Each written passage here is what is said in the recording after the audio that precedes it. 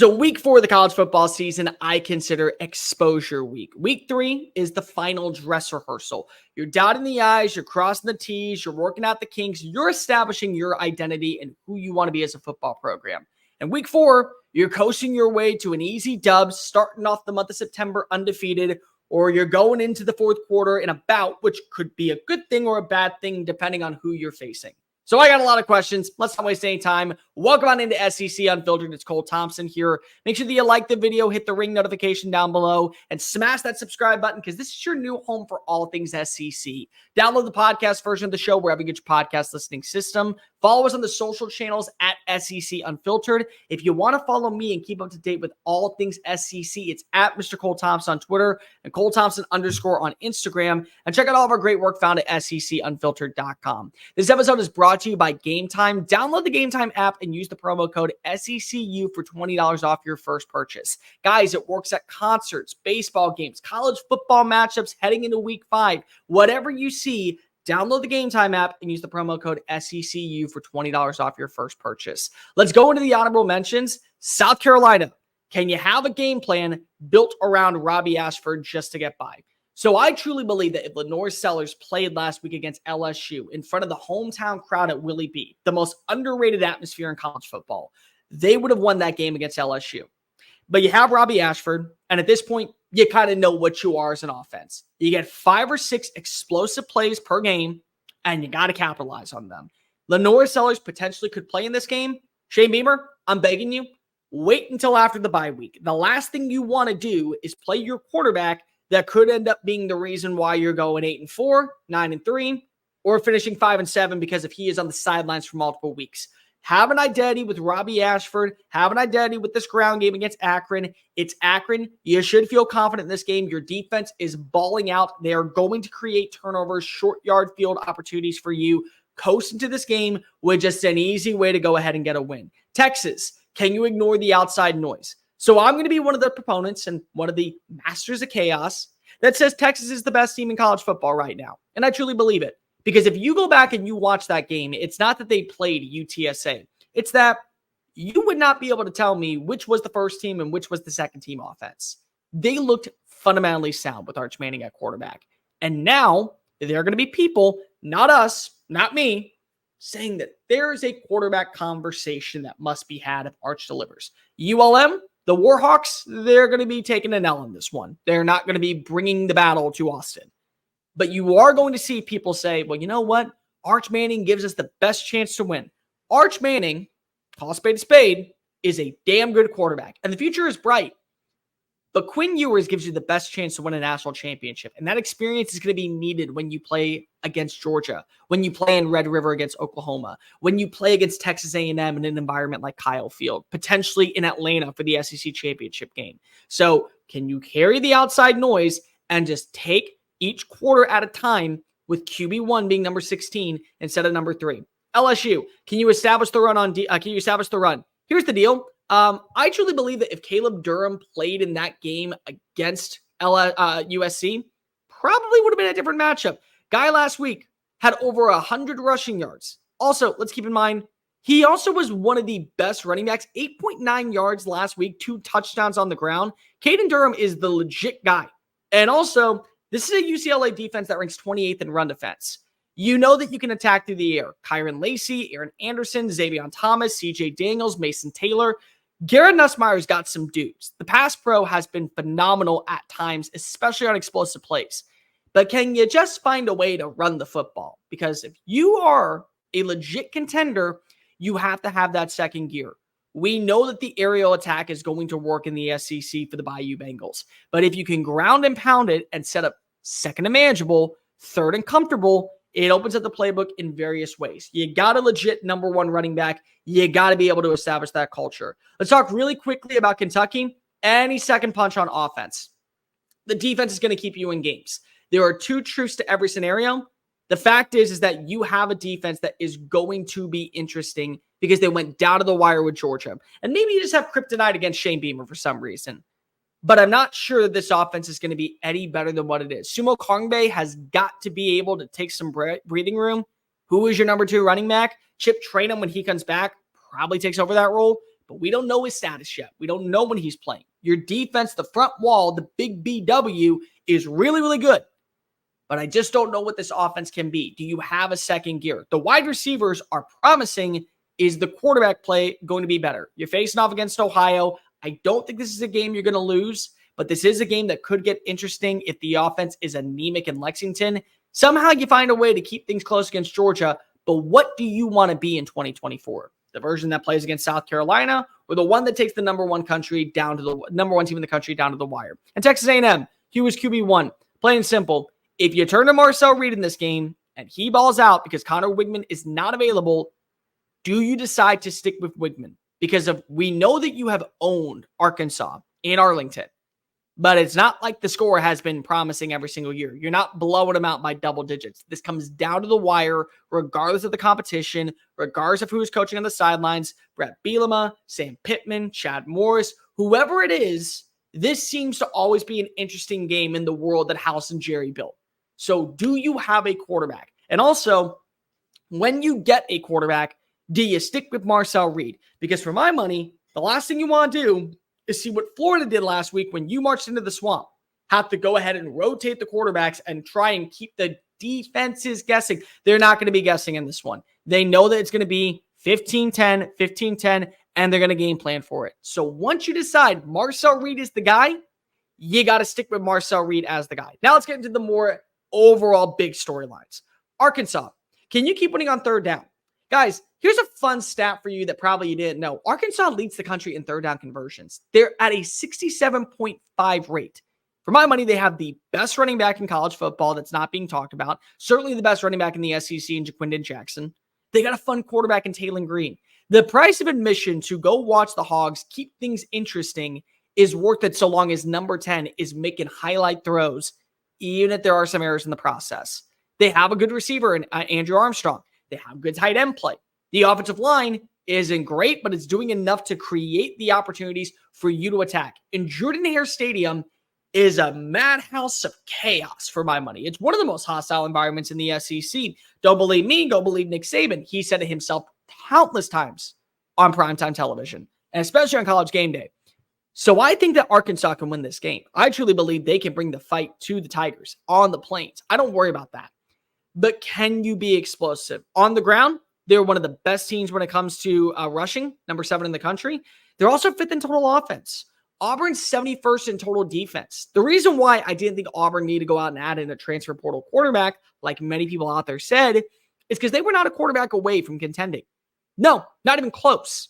But they are a team that, because of the home atmosphere, might be able to create opportunities to where those 3 and outs become consistent. That atmosphere, the game day rally cries from the Tigers are certainly going to create opportunities and noise galore that fits a narrative that you belong not in the SEC, but more so in the pretender category. If you can establish the run, if you're Arkansas, you feel really good about yourself. If you can establish third down conversions, you don't need a lot of time to strike, but it'd be fun to see you milk the clock because you don't know what you're going to get in Hank Brown. And speaking of Auburn, let's talk about the other side. Can Hank Brown play like second half Hank Brown? Many people look at the score of the Auburn game and say, man, that was a blowout. Yeah, and you said the same thing a week ago about Alabama versus USF, and then you turn on the highlights and say, oh, it was just the last 5 minutes. Because it was just the last 5 minutes. Hank Brown, starting quarterback, looked really good in the second half. Go ahead and look at his stat line, 4 touchdowns on the day, finished with 235 passing yards. It's really coming down to how they played in the third quarter. 3-yard touchdown to Micah Riley, 14-yard pass to Jarquez Hunter, Rivaldo Fairweather with a 28-yard score. Damani Austin came out with a 22-yard run. The offense was alive in the second half. They are allowing far too many explosive plays. And yes, New Mexico wasn't able to complete what was going to be a similar app line to what we saw last year against New Mexico State, but they do have that explosive,ness. And so if you allow the explosive plays, you're going to need Hank Brown to start growing up. You don't have a shot if you have to go turn to Peyton Thorne. Sorry about that. I said it on the show last week. Peyton Thorne does not give you a chance to win against Arkansas. Hank Brown does. And the bottom line is that if you get the second half version from here on out, you're not going to the playoff, but you can play the spoiler role. I truly believe it. I truly believe this offense is better than advertised. you are going to see a little bit of maturation from Cam Coleman and Perry Thompson. I think it's really cool that you saw Keandre Lambert-Smith step up as a number 2.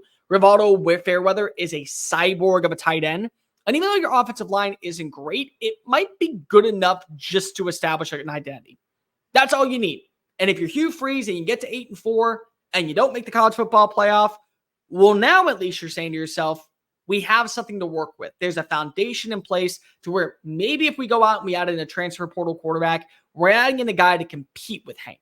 And maybe Hank is the dude, but he's got to look like how he did for the final 30 minutes against New Mexico, against Arkansas, not the first 30 minutes. Missouri, can you eliminate the explosive plays? So funny enough, Missouri actually ranks right now 7th in passing yards allowed. And there are many people who are saying, well, Missouri got exposed last week. Missouri got exposed. We tried to tell you, Missouri, overrated. Okay, so maybe they're not a top 5 team in the country, but they did not get exposed last week. They allowed 2 major explosive plays. 67-yard pass to Reed Harris to take a 14-3 lead. And then late in the game, Kamari Morales scored a 38-yard touchdown from Thomas Castellanos. That's it. But those explosive plays, they can happen. And yes, they can happen against Vanderbilt. Go back and watch that game, week 1 in Nashville against Virginia Tech, where everyone, including yours truly, thought that you were going to see the explosive plays attack early. No, it was actually the Commodores delivering the fight to the Hokies, and they were the ones capitalizing on explosive plays. They were the ones trusting the rushing attack headlined by Diego Pavia. They were the ones connecting on passes 20-plus yards down the field. And the front seven has been phenomenal underneath Corey Batoon. And the offense, I think, still is going to hit their second gear at some point this season to where they're not exposed as a team. But the last thing you want to do if you are Missouri in an SEC bout, before you have to start playing against a little bit more fierce competition, is allow Vanderbilt to expose your defense of being a little feeble at times. The quote, who have they played? Doesn't work for me. Never has, never will. It's how you play against them. Missouri allowed 2 explosive plays in that game, and that was the difference about covering the spread and not. The last thing you need is for Vanderbilt, after a heartbreaking loss, the same way they saw explosive plays attack against them with Georgia State, they do the same thing to you in your own backyard at Faurot Field. That's my big line. I'm not really that worried about it. Excuse me one sec. There we go. Sorry about that. I'm not really worried about what you see with this team. One more time. Sorry about that. I'm not really worried what you see with this Missouri team. What I think that you're looking at is an offense that can still be one of the best in college football, and a defense that if you eliminate those 20-yard gains, sorry, can't break it to you. Now, Vanderbilt, can you make this a dogfight? Can you bring the fight to Como? Because if you did last week in the fourth quarter against Georgia State, who somehow seems to be the Grim Reaper for bottom-dwelling teams in the SEC, just go back and look how they've played over the last decade.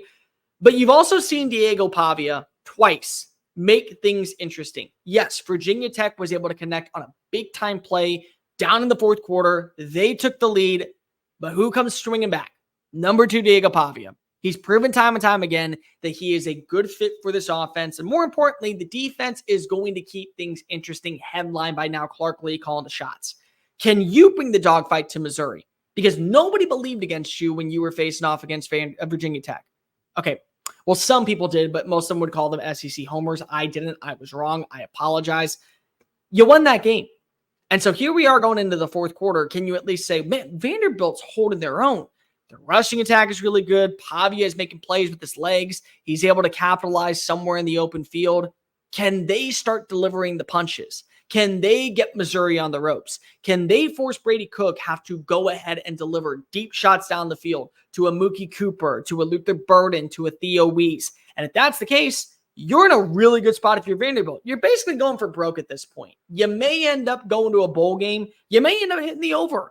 But in these type of matchups, you got to be the one to strike first. You have to be the one that says, we're setting the standard with our punches. If you do all that, congratulations. I think that Vanderbilt actually makes this thing interesting. Tennessee, can Nico deliver on the road? So the funny thing is about Tennessee's offense, and by the way, this is going to be the must-see matchup of the year for my money. I think this is a top 5 game in college football. I think this is a top 2 game in the SEC. Josh Heupel returns. You know what the Memorial Stadium is going to be like in Norman. It's an atmosphere like nothing out there that people in the SEC have yet to experience, but I digress.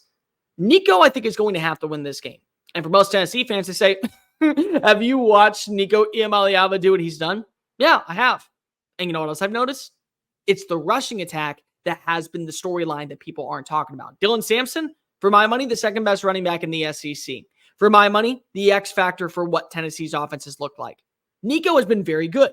Nico has been extremely confident in the accuracy on deep ball shots. Tennessee ranks top 5 in explosive plays right now. They're really, really good when they want to hum. But the thing is that you haven't seen Nico play in this environment. And before I hear in the comments section, because I got to do this, but he's played against Iowa, but he's played against NC State. I'm not doubting that he's played great defenses. Neutral site relocations and also bowl games, I don't count them. I'm going to make this clear. Nico, Jackson Arnold, however they looked in their bowl games last year, it is a wash for me. I don't care. This is Nico's first true road test. I'm going to say that one more time, Tennessee fans, because you come with me in the comments every single time. This is Nico's first true road test. You don't know what the atmosphere is like in Norman in the fourth quarter. They will be loud and proud through 45 minutes of action, and they will save the gusto all the way until the last second. But I think Nico can get the job done. Nico's special. I'm not going to deny that. At this point, if he ends up slicing and dicing up Oklahoma's defense, that's your favorite to win the Heisman. And he's got to cast characters to do so. But the thing is that what happens if your offense becomes stale in running the football? And Dylan Sampson doesn't get a 200-yard rushing game like he's had over the last few weeks. He gets a 70-yard rushing game. And instead of being set up with second and comfortable, now you're setting up with second and unmanageable. Or now you're setting up with third and long. Or now you're setting up with opportunities where you have to pass. Can Nico deliver? Because I truly believe that if he works on those mechanics, those finite details, like the interception that he had when he tried to connect with Brew McCoy, that's what makes you a superstar. And by the way, yes, he can win on the ground with his legs. Absolutely. But you have to see, I think, Nico take control of this game. And I'm pretty sure that he will, especially in the fourth quarter. I have this thing going down to the wire, and I think that Nico gets his Heisman-type moment. So maybe that's the case, but can Nico deliver on the road? And if you're Oklahoma, can you attack vertically? What do I mean by that? Well, Oklahoma has the ability to be a vertical passing attack. And I know I said it in the preview video, Oklahoma's an explosive offense. That was my bad. I should have said can be an explosive offense. You're getting back Nick Anderson. You're getting back Andrel Anthony. You still have Deion Burks, who, by the way, his stock, I think, is starting to plummet a little bit. But I'm going to invest this week and see if it can explode back on top. Tennessee's secondary, it's the only question mark, and I'm not sure if it is a question mark. We don't know if they're just really good or if they played against inferior competition.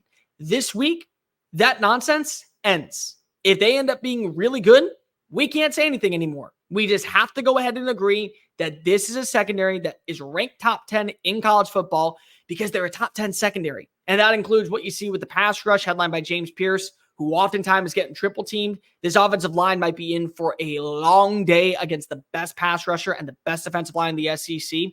But if you're Jackson Arnold, if you are Seth Luttrell, and you get those one-on-one opportunities for 20-plus yards downfield, can you go ahead and attack? And also, can you make this thing at least interesting going into halftime? Because I'm not sure if you guys remember this. The NC State game, it was a blowout. It absolutely was. But there was like 4 minutes left going into halftime, and it was 10-3. And NC State lost the momentum when they threw the pick six. And then immediately you just saw Tennessee say, all right, we're going to go to work. They never lost the steam after halftime. And they just put them in a corner and said, you sit over here, ACC team. We told you that we were going to a funeral and we were going to be the minister. Can you do that on the road? Because that's really a big thing. But if you're Oklahoma and somehow you get the run game established and it's not because of Jackson Arnold is running for his freaking life, it's because if you actually see someone step up, Gavin Sawchuk potentially, you're going to be able to milk the clock. And then you're seeing Tennessee, well, they know that they can attack, but can they attack against a defense that's one of the best in college football? And I'm not saying that this will be the best defense that Tennessee faces all year, but it will be one of them. And it certainly is the best defense that they will face so far in 4 weeks.